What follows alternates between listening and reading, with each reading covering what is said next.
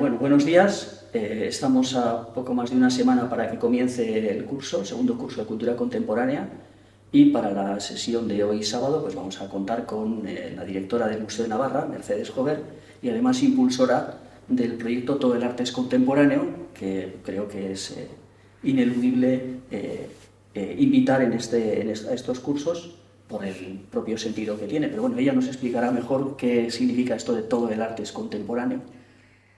Gracias, Imanol. Todo el arte es contemporáneo es el lema que acoge la renovación del Museo de Navarra, en la cual se estuvo trabajando a lo largo del año 17 y 18 y que se presentó a la ciudadanía a principios del año 2019. Parte del convencimiento de que el arte, que estamos acostumbrados a ver en los museos de una manera cronológica, con una presentación de acuerdo con los dictados de la historia del arte, el arte en realidad es un lenguaje, es un sistema de comunicación que las personas, desde que tenemos restos materiales de su existencia, han empleado para expresar sus vivencias, sus inquietudes, los temas más profundos, sus grandes preguntas, sus grandes retos, sus alegrías, sus penas, sus miedos. Y por eso el arte, independientemente del momento en el que se haya realizado, como responde a esta presentación de temas profundos para la persona, pues nos apela muy directamente en este momento contemporáneo en el que estamos viviendo. Y por ello presentamos pues una renovación de la colección, de la presentación de la exposición permanente, en el que las obras dialogan, en el que las obras cuentan cosas, en el que hay textos que te hacen preguntas.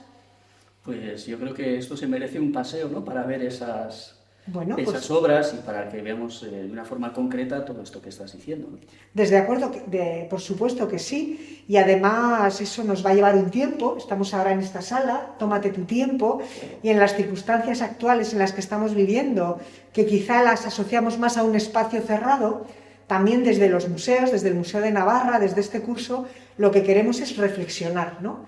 Ir hacia un pensamiento crítico, hacia una reflexión para plantearnos qué estamos viviendo, por qué, cómo podemos mejorarlo, todas esas cuestiones. Estupendo.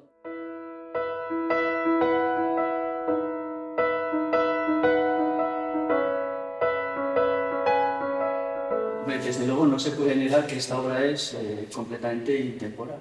Efectivamente, esta obra de Emilio Sánchez Cayuela, Éxodo, del año 1963, pues realmente muchas veces cuando la vemos pensamos que podría ser cualquier fotograma en cualquier noticias, en cualquier momento y a cualquier hora del día, ¿no? Y efectivamente cualquiera de estos días que estamos viviendo ahora, ¿no? Una obra que tiene una fuerza enorme, en el que a mí, no sé qué opinarás tú, Manuel, pero a mí me llaman la atención estas figuras que están perfectamente individualizadas, pero que también conforman un grupo compacto, unas figuras en las que se nota un caminar pesado, apesadumbrado, que por otra parte casi están carentes de rostros. Podríamos ser cualquiera de nosotros, ¿no? Con ese friso, que caminan todos unidos en esa situación de tener que dejar lo tuyo con tan pocas cosas, apenas un caballo, un carrito y algo sobre la cabeza. Son las personas lo importante, un saco también, pero por otro lado también un cuadro que a mí me habla un poquito de esperanza, me habla un poquito de ilusión, ¿no? A través de ese amanecer que sobrevuela las cabezas y que de alguna manera pues te hace respirar, porque realmente en esta sociedad en la que estamos viviendo hoy en día lo mismo, somos tan poco solidarios, tan egoístas, no sé. ¿Y cómo se han multiplicado las razones y las causas por las que este tipo de situaciones se producen, ¿no? Es decir, conflictos bélicos, hambrunas, cambio climático, ahora enfermedad, pandemias, cada vez parece que hay más motivos, ¿no?, para que se produzcan situaciones de este estilo. Y es curioso, ¿no?, que en un tiempo actual donde la tecnología está tan avanzada, donde tenemos coches que nos llevan veloces, trenes, aviones y tal, cuando se produce esta situación al final hay que recurrir a lo más elemental y a lo más básico, ¿verdad? A caminar. A caminar, sí. Y por otra parte es uno de los retos que tiene la sociedad actual, ¿no? Ser capaces de convivir tantísimas personas en el mismo planeta de la manera más sostenible posible y de la manera más solidaria.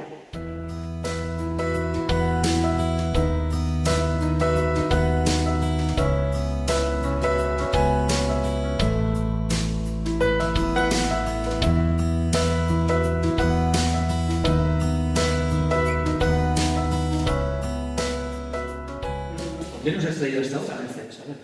En realidad os he traído esta sala, la sala que ha sido denominada Maneras de Vivir, porque aquí en una serie de pinturas que van desde finales del siglo XIX hasta la segunda década del siglo XX, encontramos representado cómo las mujeres, en esa cronología, pues han afrontado la vida, ¿no? Empezando con este cuadro, esta escabechería de Inocencio García Sarta, que es un depósito del Museo de Bellas Artes de Bilbao, y que nos presenta una obra en la que la mujer está trabajando fuera de casa.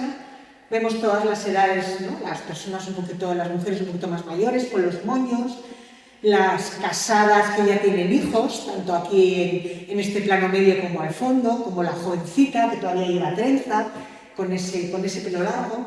Cómo están trabajando a varios niveles, ¿no? La multitarea que tan perniciosa es. Ellas están a la vez trabajando en una fábrica de escabechando pescado e igualmente están amamantando a sus hijos, cuidándoles, barriendo, en fin, en unas condiciones terribles, ¿no?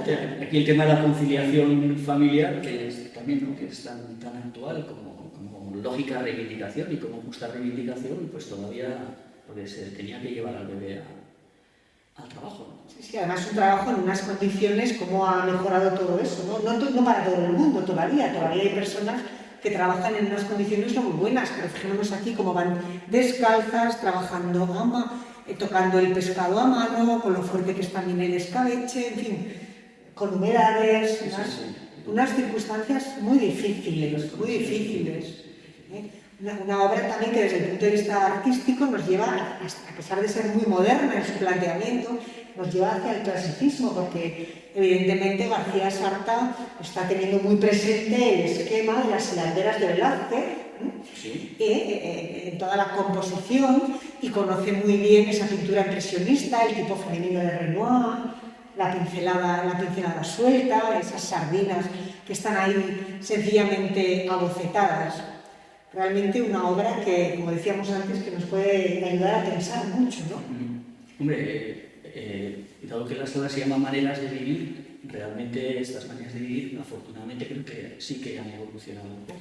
Han evolucionado mucho, aunque como consecuencia de todas esas migraciones, todavía hay grupos que están viviendo en unas condiciones y trabajando en unas condiciones que realmente no son muy buenas, ¿no? Y es algo que la sociedad tiene que replantearse. Sí, si se hicieran desde luego cuadros de cómo están ahora, por ejemplo, en determinados invernaderos, en sitios así, realmente, claro, nos encontraríamos con situaciones muy duras, muy y muy difíciles, ¿no? Efectivamente, sí.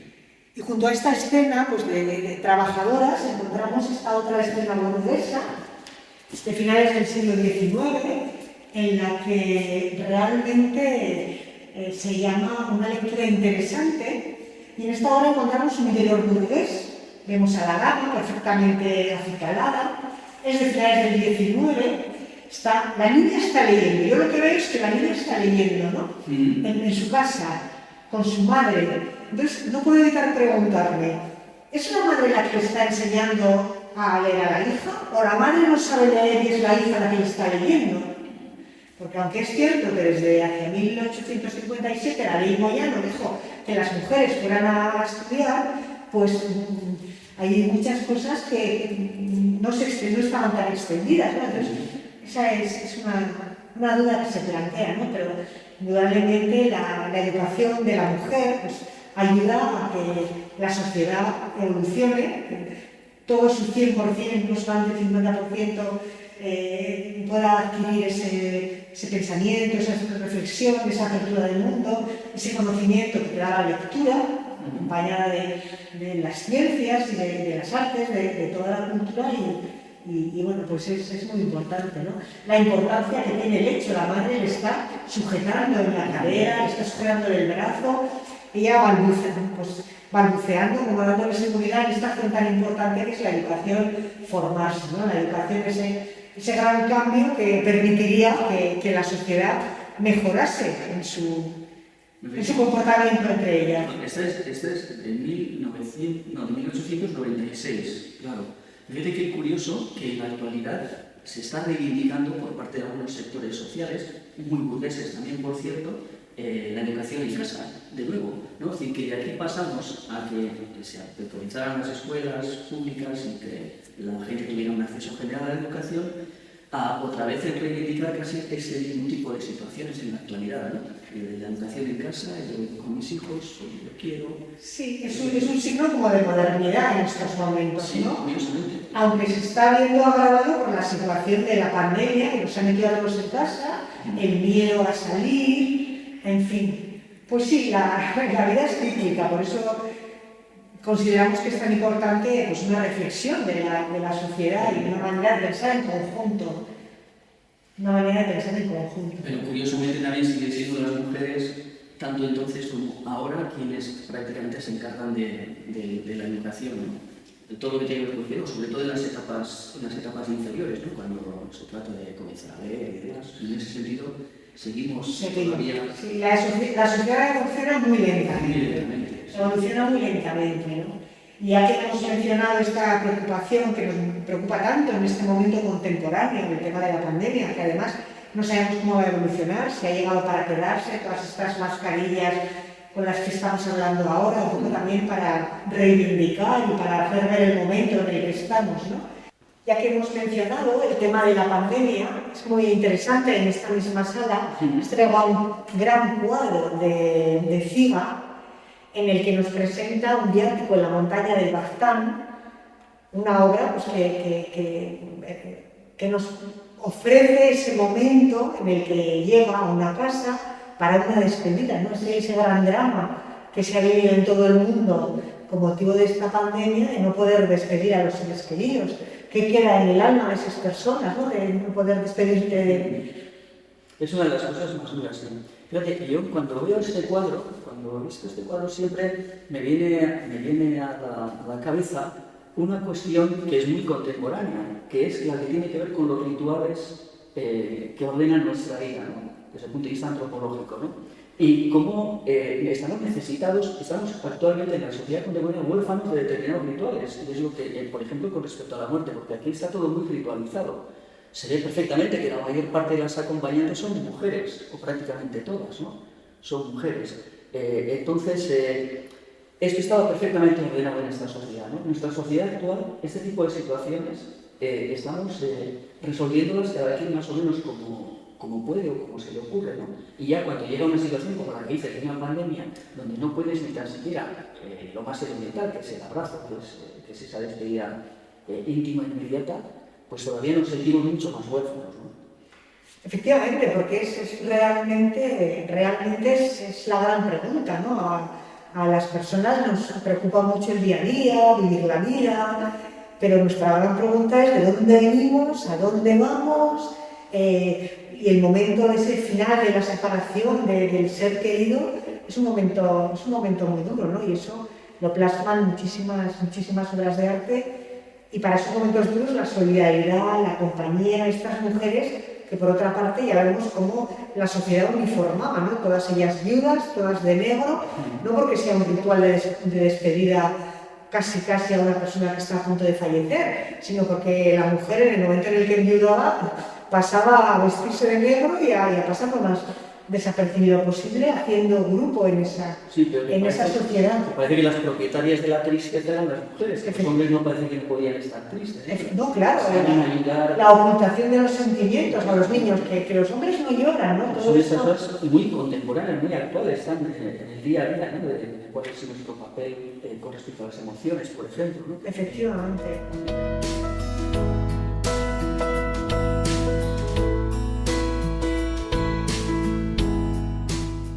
Un torero, Mercedes. Orteguita. Ah, Orteguita. Este es un fake, esto no es un torero realmente. Bueno, qué palabra más actual para decir. Hombre, sí. Realmente era una persona, vivía en Tudela, este es el Orteguita de César Muñoz Sola, pues un pintor tudelano que además es muy conocido en esta zona precisamente por haber hecho la galería de retratos de los presidentes del Gobierno de Navarra, también muchos retratos de presidentes y presidentas del Parlamento de Navarra, y sin embargo, junto a esa representación de toda la notoriedad y la fama, presenta esta obra que a nosotros nos parece importantísima, una obra fantástica, en la que muestra a Orteguita, que era un señor de Tudela que le gustaba el toreo, solía estar pues, en la plaza de toro, acompañando a los toreros algunos tudelanos, y al final a Muñoz Sola lo que le interesó fue retratar a esta persona, para lo cual le regaló un traje de torero de segunda mano, fue un poco la manera que tuvo de convencerle, y en mi opinión, en el momento en el que este pobre hombre de la calle, un bebedorcillo, se reviste del traje de luces, pues es una representación de la dignidad de la persona. Qué interesante, porque a mí, claro, ahora que estás contando esta historia, me parece o me viene a la cabeza un poco cómo en las sociedades contemporáneas, cómo nos mostramos a través de las imágenes, reforzando o ocultando lo que realmente somos, ¿no? O aquello que somos. Que todos lo que ahora mismo está pasando en las redes sociales, la forma en la que la gente tiene de autorrepresentarse, ¿no? Y esa relación que se establece con el ser. Hoy mismo ya un anuncio en la radio, y es que ya son periódicos, champús, de todo el mundo te dice que aquello que consumes es lo que eres, ¿no? Esa cosa esa relación entre el ser y lo que de alguna forma tú estás mostrándote hacia el exterior, ¿no? Y bueno, ya veo que este hombre, claro, la expresión de su cara desde luego dice que está completamente imbuido del personaje. No somos personajes al final también. Somos personajes y tenemos una parte material que es el cuerpo, que más o menos nos lo conocemos, que nos gusta, que no nos gusta, que siempre estamos en diálogo con él, pero también tenemos un fondo, tenemos un espíritu que de alguna manera el arte siempre le ha apelado, porque esta sala se llama Imágenes para Ser. El arte, ese lenguaje siempre ha ofrecido paradigmas, modelos, y en estos los santos, las santas, los grandes señores, los grandes retratos, esas costumbres que hemos mencionado antes, de las galerías de presidentes, de presidentas. Y en estos momentos en que la sociedad, cada uno de manera individual, tiene su visión sobre sí mismo, pero también la visión que le impone la sociedad, ¿no? Siempre hay modelos, los influencers, las redes sociales que tú has mencionado, todo eso que nos está atacando por todas partes, desde el teléfono, en el ordenador, en cualquier elemento de comunicación que hagamos, te están dando ideas para que seas de una manera, para que te conviertas en algo y demás, ¿no? Algo que yo sí que considero que hay que pararse a pensar, hombre, vamos a ver, yo cómo quiero ser, ¿no? Cómo quiero representarme, cómo quiero mostrarme, en directo o virtualmente. Sí, hay gente que termina esclava de aquella imagen que vio de sí misma en algún momento, claro. Efectivamente, porque no somos conscientes de que la imagen que proyectamos en nosotros también es parte de nuestra vida, y que esa vida privada que estamos perdiendo como consecuencia del crecimiento de las tecnologías y de todo lo digital, pues eso en un momento determinado te puede volver. Fíjate, un solo traje lo que puede hacer, ¿no? Sí, pero es un traje y es también una ilusión, claro, es también un querer ser. Es como cuando te vistes de novio o de novia. Efectivamente, lo que tú decías de torrito. El traje lo que te hace, ¿no? Revestirse, sí, el traje, ¿no? Y la importancia que damos al aspecto, a nuestro aspecto. Sí. Podría ser un selfie casi. Efectivamente.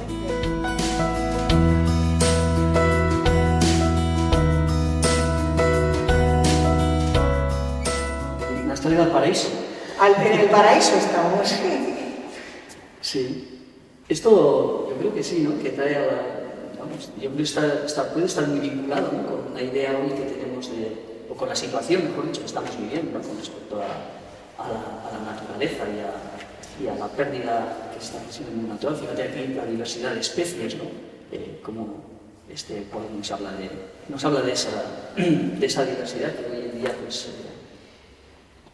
Pero es curioso, ¿verdad?, cómo estas imágenes que están en la Biblia relatadas, porque no son imágenes son descritas, ¿no? Cómo han construido nuestro imaginario, ¿no?, sobre lo que es el mundo natural que asociamos, ¿no?, con lo paradisíaco, que hoy estamos comprobando que ya no es una cuestión de que sea uno paradisíaco, sino que justamente la riqueza y la diversidad biológica tiene que ver justamente con el mantenimiento de toda esta riqueza, ¿no?, de toda esta situación. Efectivamente, y por otra parte también ves este espacio tan bello, tan hermoso, donde sientes que serías muy feliz, ¿no?, en esos árboles o con todos estos peces.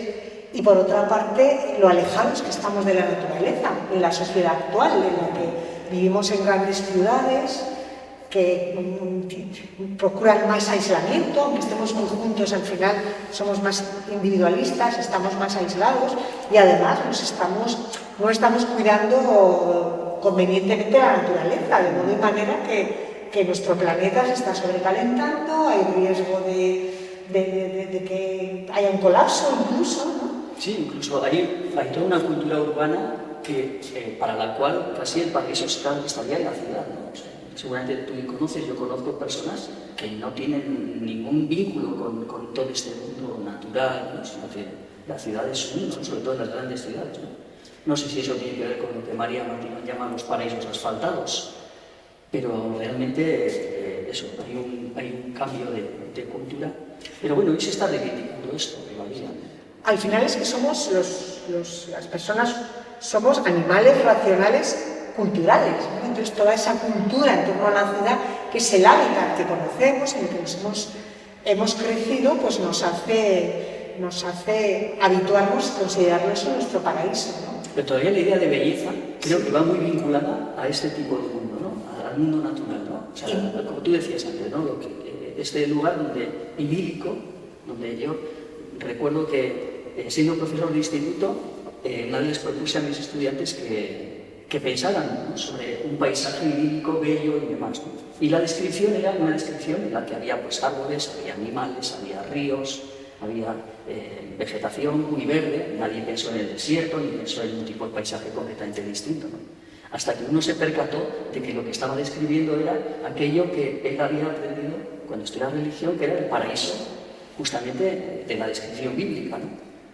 El pobre se llevó muchas comas, porque él se tenía a sí mismo por alguien ateo, anarquista, y de repente se dio cuenta de cómo su imaginario también estaba siendo construido por esta idea, ¿no? Y seguramente el nuestro también, esta idea de belleza ha sido construida, y el arte ha sido que realmente ha puesto imágenes a esa descripción, ¿no? Y Indudablemente. Nos ha hecho ver... Indudablemente, y que además la persona de alguna manera necesita tener una referencia paradisíaca para superar muchos momentos en los que pues te hundirías, pero dices, bueno, pues iré, saldré, veré, mejorará. Esa idea de algo estupendo, ¿no? Claro.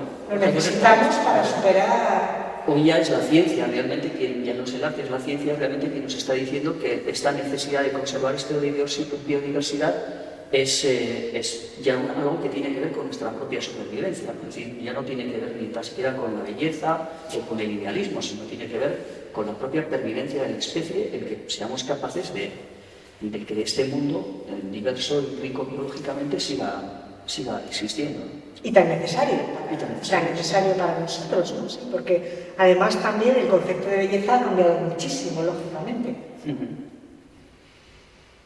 De todas maneras es un conjunto imponente, ¿no? Tener aquí 12 cobres del siglo XVII representando esta creación del mundo, con esa belleza, mostrando todos esos animales, algunos de ellos incluso fantásticos, ¿no? Sí.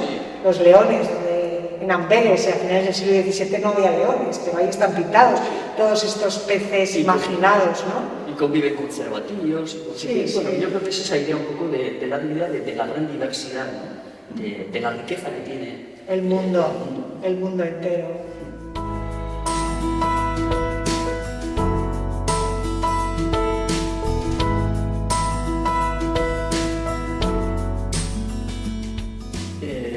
tenías un interés especial en mostrar esta obra. Sí, la verdad es que esta es una de las salas más especiales del museo.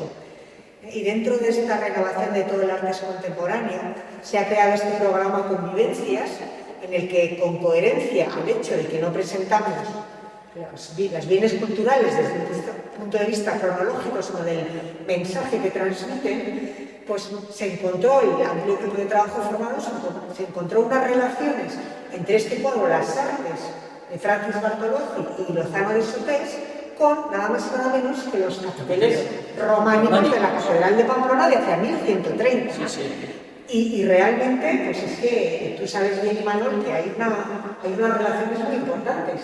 Es que el salto, el tiempo es muy grande, sin embargo, yo que lo puedo analizar desde el punto de vista estilístico, sobre todo, la proximidad es muy grande, ¿no? Porque es un cuadro cubista, al lado de unas obras hechas, como dices, en el siglo XII, pero que también tienen ese trasfondo cubista de contar historias muy complejas en espacios muy pequeños, ¿no? Y claro, para eso necesariamente hay que recurrir a la alegoría, al símbolo. Entonces, bueno, toda esta simbología que hay aquí, ¿qué tiene que ver con nosotros hoy? Pues encontramos unas figuras, la relación, además de esa manera de abordar el trabajo en historias complejas en espacios mínimos, como también nos has explicado, las artes, ¿no? Esta plasmación en la que encontramos elementos, un hombre, una mujer, el sol, la luna, las palomas, los libros, los textos, estrellas, letras, geometrías, elementos que vamos a encontrar también a lo largo de estos capiteles, ¿no? Y por otra parte, una misma función, la manera de trascender, así como un capitel románico era cómo explicaban lo que el texto de los evangelios cuenta, no lo explicaban de manera visual, aquí se transmite ese importante papel que se da al arte, ¿no? El arte como ese sistema que te permite trascender la materia y que te eleva en esa búsqueda de la paz, con la paloma, en esa contemplar todos los momentos de la vida, desde el sol a la luna, en la poesía, la música, la literatura, plasmado de una manera pictórica. Entonces, en ese sentido, el diálogo y la convivencia es total, ¿no?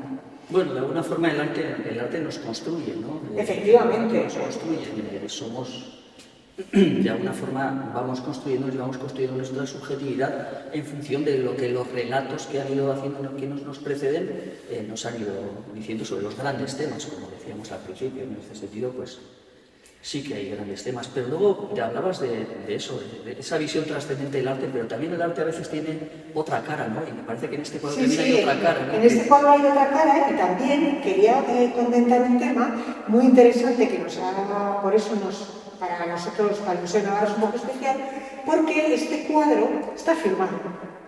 Está firmado Lozano de Sotés. Lozano de Sotés, un artista navarro, con su clientela, con su público, que estaba casado con Francis Bartolozzi, Titi Bartolozzi, una gran pintora, la decana de las pintoras contemporáneas de Navarra, que sin embargo no firma el cuadro. Y muchas de las representaciones y del esquema y del espíritu que subyace está muy ligado al arte de Titi Bartolozzi. ¿Por qué? Pues refleja esta sociedad de finales de los años 50, cuando el pintor, el hombre, el profesional era él firma y tiene más facilidad para venderlo. Sin embargo, en la cartela nosotros ya hemos plasmado a los dos artistas que lo han realizado, ¿no?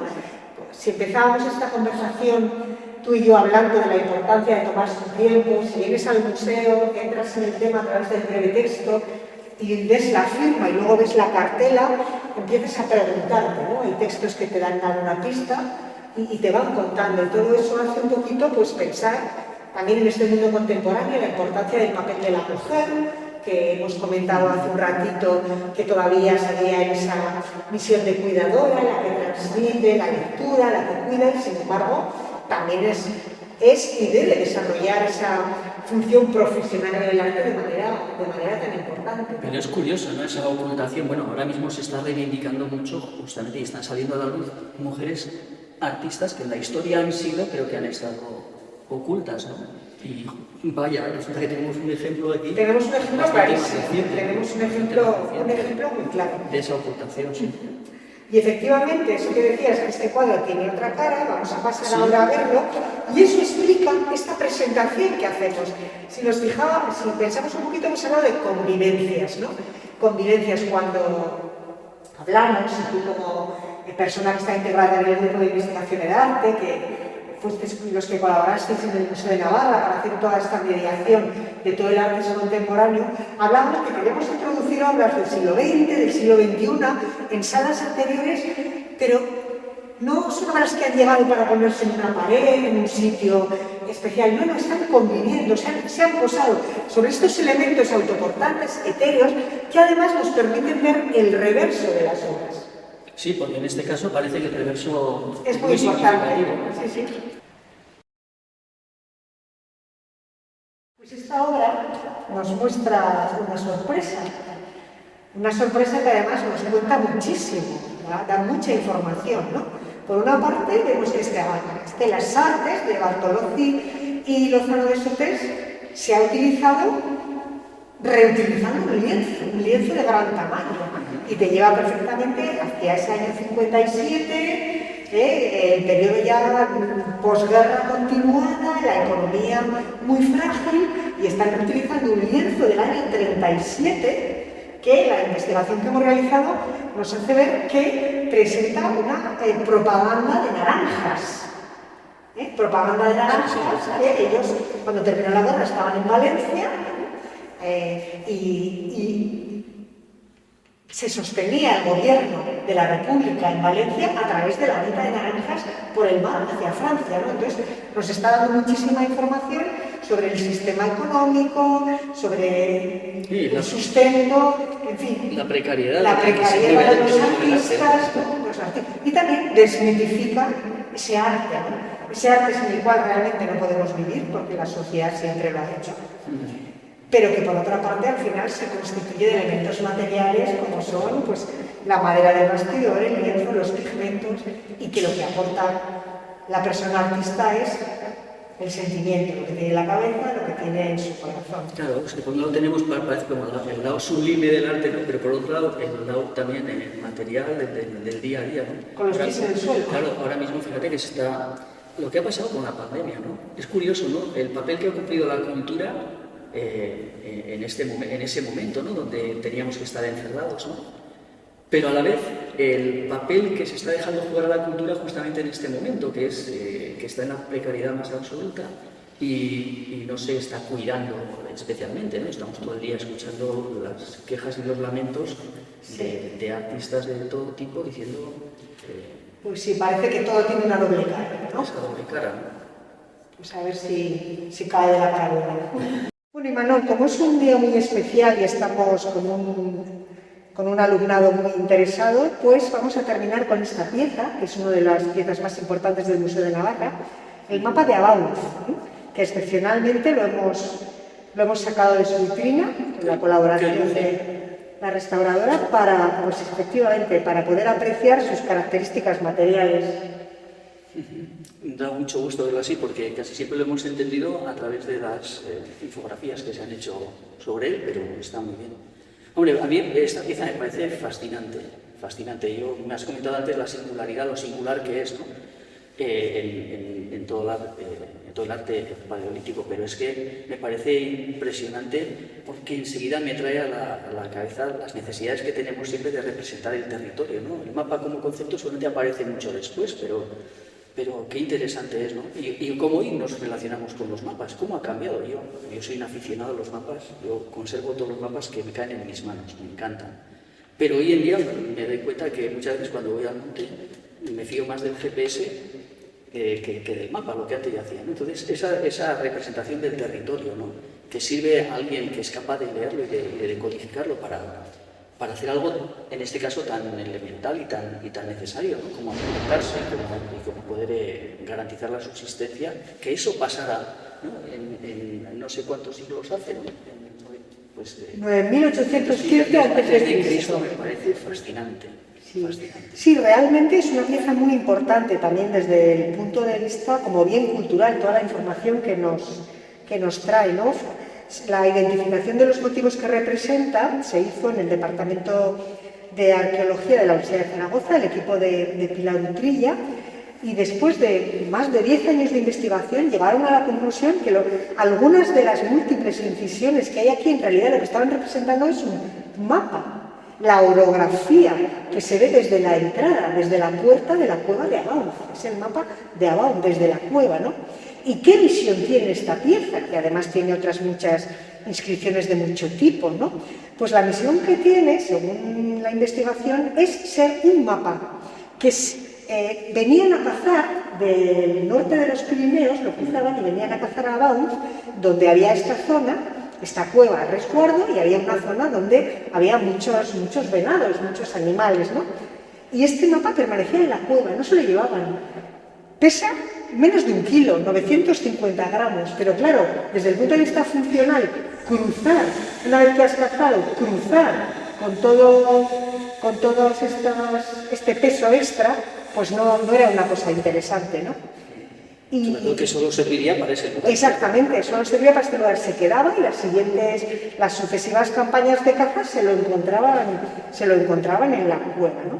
También tiene sus manifestaciones artísticas. Algunas de estas incisiones son casi las primeras representaciones de perspectiva. Y vemos un conjunto de cabritas que están con los cuernos, que están con los cuernos en V, representando una perspectiva en el año 9815 a.C. O sea que no solamente es el primer mapa occidental considerado hasta el momento, sino también pues, una manifestación de esos recursos que luego el arte va a utilizar para transmitir en elementos bidimensionales lo que quiere transmitir el concepto de profundidad.